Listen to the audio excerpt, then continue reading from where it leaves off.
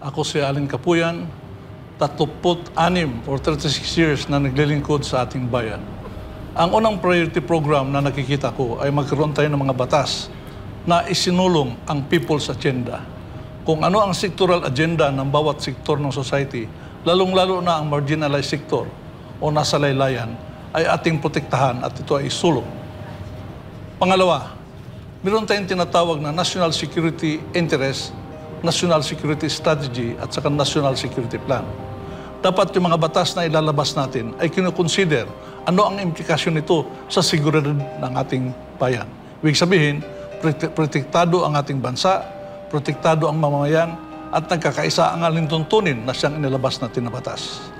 Ang pangatlo po ay isabatas natin ang tinatawag natin na whole of government, whole of nation approach.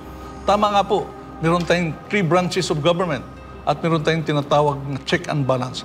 Pero importante rin na ang 3 branches na to ng government ay nagko-coordinate, nagko-collaborate, nagsisynchronize at nag-harmonize ng kanilang undertaking para sa pakakapanan ng ating bansa at sa mamamayang tao. Kailangan magkaroon tayo ng batas para magkaroon ng pagsulong at limitasyon ng bawat katawan ng ating gobyerno.